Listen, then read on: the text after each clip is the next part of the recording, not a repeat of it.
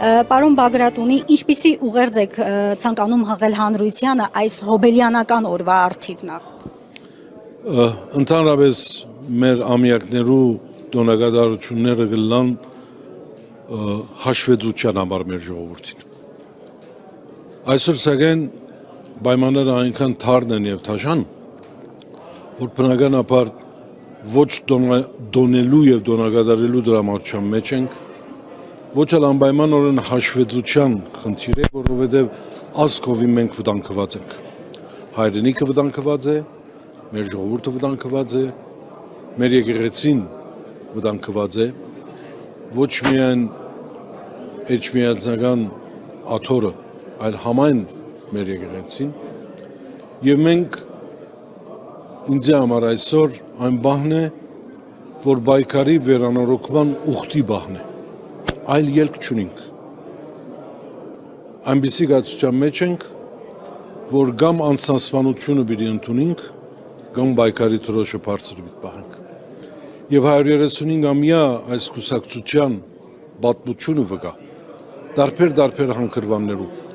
Օսմանյան գայսրութենեն ցարական Ռուսաստան, բոլշևիկյան ռեժիմեն արտերկրի մեջ, սպիրկի մեջ, մեր ժողովրդի պաշտպանությունը, մեր թադի համար բայկարի դրոշագիրը դառնալու իրողությունը տարբեր իմաստներով ազգային,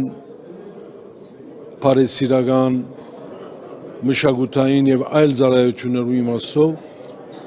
Դաշնակցությունը իր 135 տարվա կյանքի մեջ մեկ նպատակ ունեցած է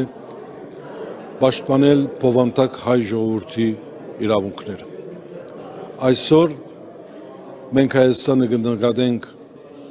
համայն հայության հայրենիքը, մենք կուզենք նկատել Հայաստանի իշխանությունները համայն հայության իշխանությունները,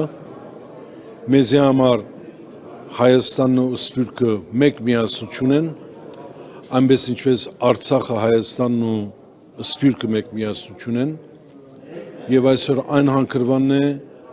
որ լրջանանք, որ գարենանք վերանորոգել ուխտը եւ միշտ փոցավար բահենք Քրիստափորի, Ռոստոմի եւ Զավարյանի վարած գրակը։ Իսկ մեր օրերում որոնք են ռազմավարական առաջնահերթությունը հայ հեղափոխական դաշնակցության համար, պարոն Բագրատունի։ Հիմնական առաջնահերթությունը Հայաստանը հայ բահելն է։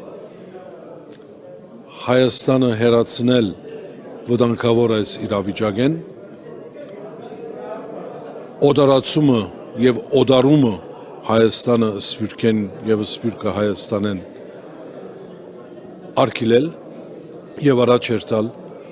որովհետեւ անպայման մենք վերադառնանք մեր ուժին,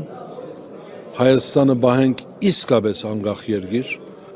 Հայաստանի մեջ ազատությունները լան իսկական ազատություններ, մեր ազգային արժեքները պահպանենք, Արցախի մեր ժողովուրդը արդարորեն եւ հբարդորեն վերադառնա իր հայրենիքը եւ մենք շարունակենք մեր պայքարը։ Պարոն Բագրատունի, ասացիք Հայաստանը հայկական պահելուն է, հա, այսօրվա ջանքերը դաշնակցության, բայց դաշնակցության այդ ջանքերը միշտ Սփյուռքում էր